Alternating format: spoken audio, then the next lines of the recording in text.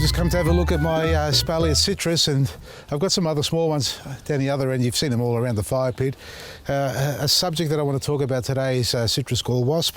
It's quite evident in many parts of the state of Victoria, and even more so in South Australia, New South Wales. A lot of you gardeners have been grabbing the CGWS. It's a great product. It's a kaolin-based clay. I've made a mix here already, and I've gone one step further and I've put a little bit of our liquid seaweed into this. In the past, we used to mix CGWS with some of the powder of seaweed, but I found that the liquid is just as easy. So we've got CGWS available. Now, what does it do? It actually creates a shield of armour over your plants. We've focused on citrus trees because we've done extensive trials on our citrus trees as far as protecting them from being attacked. It doesn't kill insects. It's a very safe product. It's safe on the plant as well. You just don't spray it on the plant when it's in full bloom. So for example, we've got a little orange tree here full of oranges on it at the moment, and it's just about to push out new flowers. As I'm just pointing down here, you can see. Now these flowers, when they do burst out and blossom, you don't want to be applying anything. So if your tree is not in flower and your tree suffers from citrus gall wasp, and if you don't know what citrus gall wasp is, well, unfortunately, I don't have it on my trees. I'm very lucky in that respect, but unfortunately for you to see it, what it does, it swells the branch. It's an insect. It lays its egg on the branch, on the bark of the plant, and then the larvae burrow inside and nest in there, and they suck the sap out of the tree, and it restricts the sap flow through the branch, in particular right there where the swelling occurs, and we call that a gall. Now when that happens, the tree can continue growing for a number of years, but you'll find over the years, and depending on how bad the infestation is, it can start to reduce the overall vigor in the tree. You'll find some leaves may fall off. It may try to flower in response to the attack and produce lots of fruit, because for the tree in itself, that's the offspring, and it allows the tree to be able to set some more new seeds into the ground. But we're not here to do that and watch the tree produce fruit so we can seed. So it's a sign of distress. You can prune it all off if you like. And you know what happens when you prune a citrus tree really hard? Well, it turns into a shrub. It suckers up from the middle and completely covers in green foliage, and you may even lose a cycle of fruit or two, meaning a year or two later before you see another fruit. So my recommendation, and you can see behind me here, these are small trees. Light prunes on a regular basis is the key to success with your citrus trees.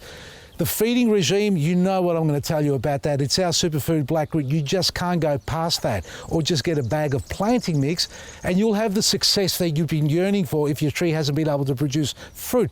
For everyone who's tried it have come back with excitement telling me how wonderful it is, and they've never seen their tree so strong and vigorous with fruit. Now with the gall, you can prune a few off. Now when it comes to pruning, I would focus on the new growth where the swells may start to begin. The problem we have now, as this time of year we warm up in this cycle, the insect will lay its egg, but you won't see the damage until about 2 or 3 months later. That's when the swelling will start to occur, and by then it's too late.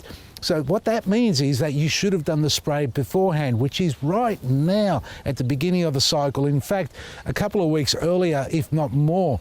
A lot of you in South Australia, I mentioned that, have bought up big time through our distributors, and that's great because you're looking after your tree and it is a safe product. So when you cut those galls off, you look for the ones that have no holes on the side of the gall. And what I mean by a hole, it's a pinhead size hole, which means the actual larvae have matured and moved on. They've actually dug their way out, and that gall has been discarded. So that is inactive. So you can leave those galls on the tree. It's pointless cutting them off.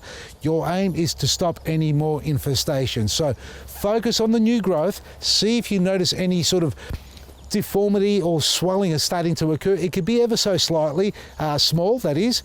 You may even see a few lines. So let me find the branch, for example. You'll see here, this is a young branch. We've lost a few leaves from the cold, and I'm going to talk about that shortly.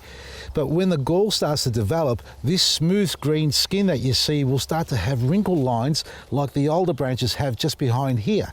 Now that will occur on this prematurely because of the stress. It's a reaction to the insect laying its egg inside. And as it starts to swell, it's called stretch marks.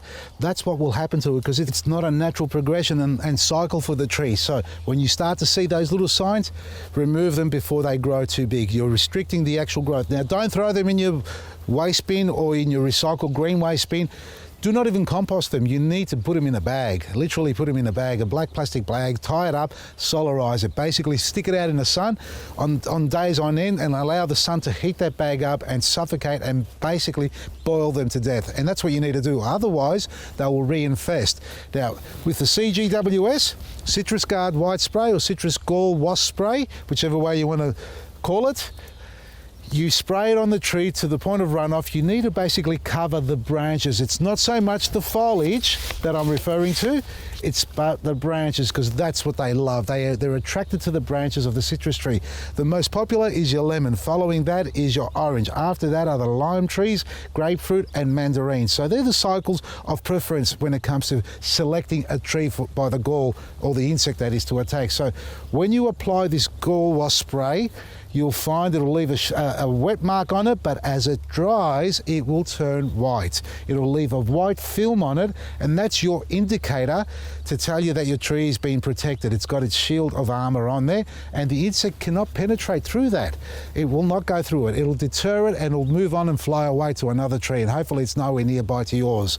So spray your trees, drench them. Do not spray when there is flower or there are flowers on your plants, because you don't want to affect the pollination. You want the plant to actually finish flowering, set its fruit and progress growing. Now if it is in flower, you've missed that cycle, the first spray beforehand, but don't despair. As soon as the flowers set fruit, get onto it, because if you do have gall on it, chances are they'll emerge from the older ones and progress up the tree and don't have to fly too far and lay more eggs into the new growth. So when it gets to 18 degrees and above continuously, that's the perfect cycle temperature for this insect to activate and take stronghold of your tree.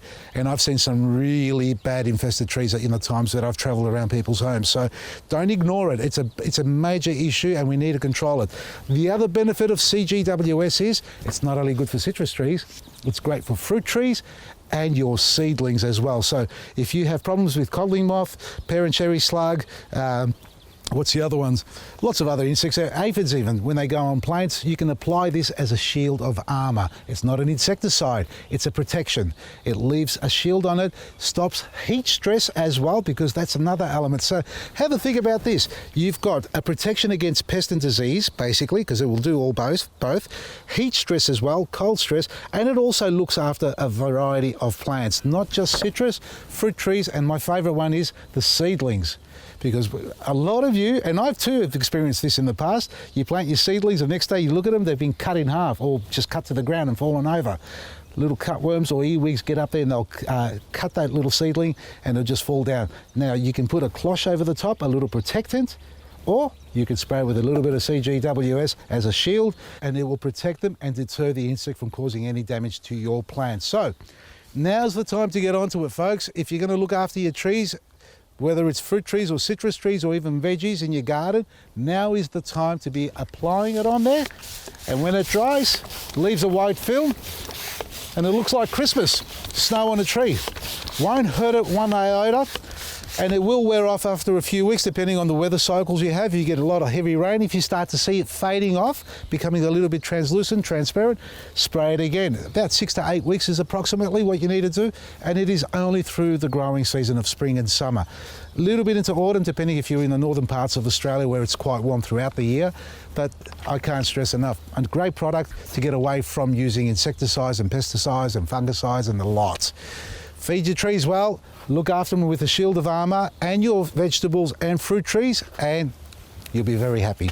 Check it out on our website, vasilisgarden.com. Our Bull-in outlet is open, folks, online, that is, so it's available to trade online, and our Elizabeth location, which is Daverin Park, they're also online now, live, so you can shop there, and their opening dates, their formal official opening dates is about a week away. So the following weekend is when they'll be open for you to be able to go in and click and collect. So in the meantime, enjoy some great products at discounted prices and more outlets closer to you. And Seville, I'll get that right one day, will be opening very, very soon as well in the Yarra Valley Ranges. So from me, Vasily, until then, enjoy your garden, get your CGWS and enjoy some great specials, and meet the families at the outlets, because we're a growing family of outlets here. From me, Vasily, Maresi.